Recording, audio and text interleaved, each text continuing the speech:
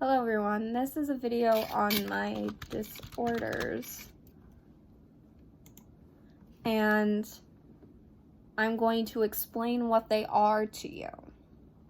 First of all, I have dysautonomia. It is a neurological disorder where your basic bodily functions, breathing, eating, swallowing, that kind of stuff doesn't quite work. And sometimes I have to physically remind my body how to do those things. And it doesn't just that. It's my digestive system, all my basic senses, my stomach. I wear sunglasses because my eyes do not contract, so everything is bright to me. But I can see in the dark. My hearing is very sensitive, so I have to wear earbuds or headphones or earplugs because I can literally hear electricity running through light switches, and that can get very annoying.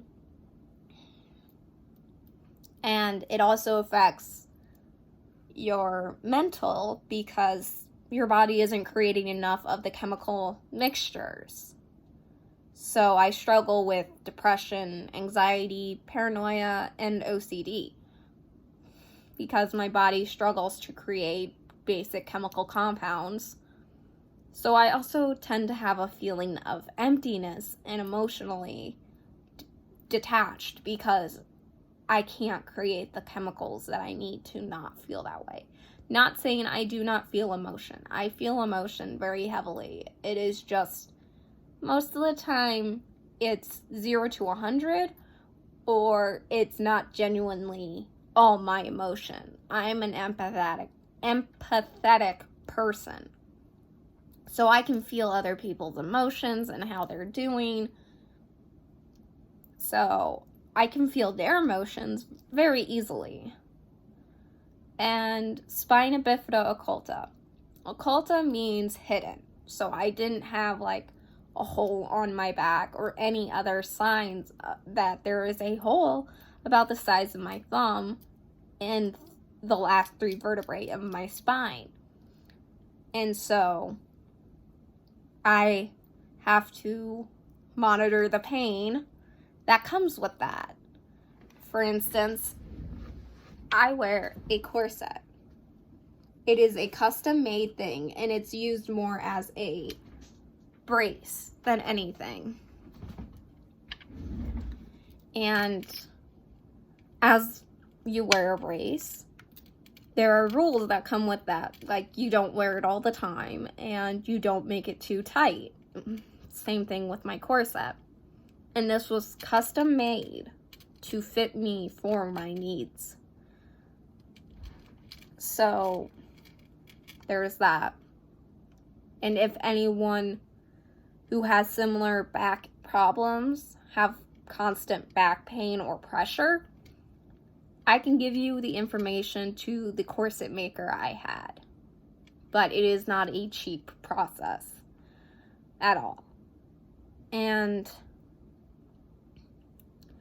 I will stutter and forget what I'm saying quite often because of the dysautonomia. Because I struggle with basic body things. And that's something that's normal for a human body to do on its own. And I have 2 degenerative discs in my spine. And for those of you who don't know what that means, it means the cushion between the vertebrae and my spine is slowly decaying. And that can happen naturally over life, but most of the time that doesn't happen until your late 60s, early 70s. And that can be very concerning. I have Ehlers-Danlos hypermobility, which means my joints are prone to subluxating, dislocation, and moving. So I have to literally put myself back together all the time. And my skin is very stretchy because of it. And you can find out you have dysautonomia and Ehlers-Danlos by visiting a neurologist and a geneticist. You would go to the geneticist first and do testing with them. And then you would go to the neurologist as more of the checkup doctor once you've been diagnosed with these disorders. Because, again, it affects your neurological systems. So you have to keep all that in check. And it's not just that. I had to go to a heart doctor every year for 2-3 years. And thankfully, there's nothing wrong with it. But there was a concern for a while that I could have had a heart problem because of the dysautonomia. And I have had incurable insomnia since I was 3 because of the dysautonomia. I've never felt tired in my life. I've never felt hungry because I don't honestly know what those feelings are. Because my body doesn't tell me these things. And I have asthma, and that honestly we don't know if it's due to the dysautonomia or just a genetic thing, because other people in my family are also asthmatics. And then last but not least is Pectus Carnatum, which, to put simply, is called pigeon chest.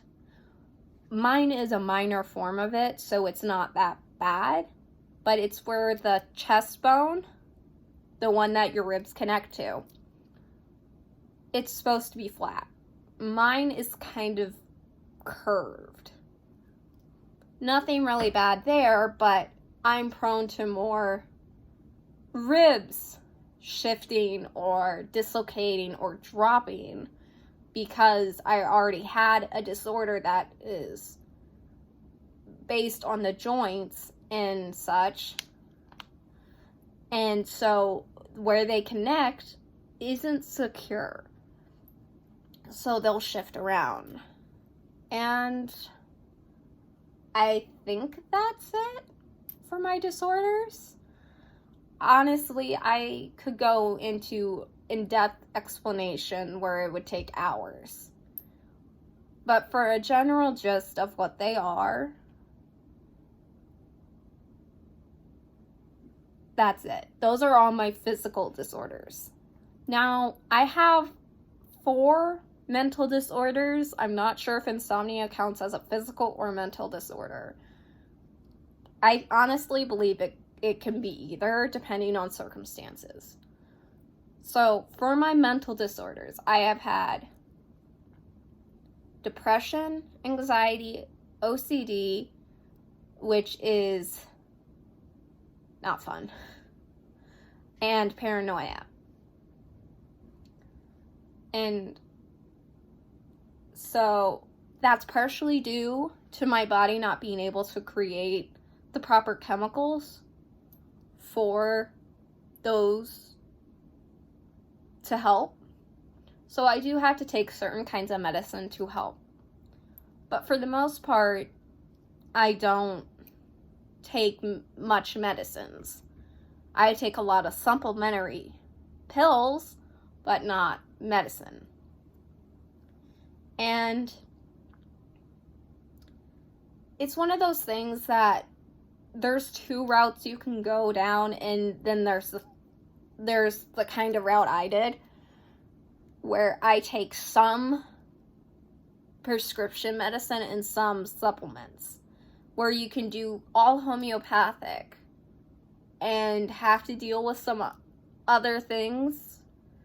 or you could take all prescription medicine, but run with the side effects of that prescription medicine. For me, I take very low prescription medicines that me and my mother do severe checklists to see if they'll counteract any of the other medicine I'm on, or that their risks are too high, because that's something that you have to be aware of, is what you're actually taking to help, because there are plenty of medicines made by doctors and plenty that are made by homeopathic that can counteract each other, or that have a high percentage of not doing what they're supposed to. Like, one of their highest side effects is what it's trying to stop. So it's a matter of doing a lot of research, and a lot of that is very, very time consuming, but also finding the right doctors, because there are plenty of doctors I have met in my life where they look for the easiest way out so they can get the money and get on to their next patient. And then I've met doctors who literally gave up their lunchtime or in their family free time would do research to figure out what was wrong with me. So you also have to be very particular on who you see as doctors, because there are thousands of doctors, but that also means there's thousands of people that are those doctors, and some people are in it for the money, some people genuinely want to help you, and you need to find those people who want to help you, because otherwise you might not get the answers you need. And a lot of the footwork, besides with the few doctors that tried to help me, was done by me and my mom. Mostly my mom. She did a lot more of the reading than I did. But that's neither here nor there. You need to be aware of what medicines you're taking and what you're actually dealing with. And sometimes that involves doing tests. Sometimes that involves reading a book that's this thick. And it's what's best for you. And what is the best thing for your body. Because no one really knows what's best for everyone, because everyone's different. And it was a very hard journey to get where I am now. Yes, I still deal with constant pain. Yes, I have to put my joints back together. But I also figured out things that no one knew would help. I have had an affinity for swimming since I was 3. And I love baths and showers and pools. I love pools. Because that took off all the pressure on my joints. I didn't feel pain in the water. Because all that pressure was taken off. And I'll get into more descriptions on how my story went on and what I've had to go through. But this was mostly just a general gist of the disorders I have and the best ways to start your journey on figuring out what you need to do.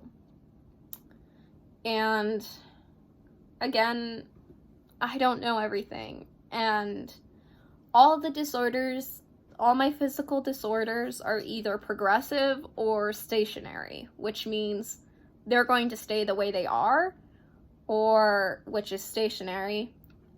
And then progressive means it's going to get worse the older I get. And that's something I have to live with. And that's the main thing, is you're going to have to learn to live with your disorders. especially if there's no cure for them. And you need to make sure that you're doing the right thing for yourself. So, I guess that's all I have to say. And I guess just stay safe.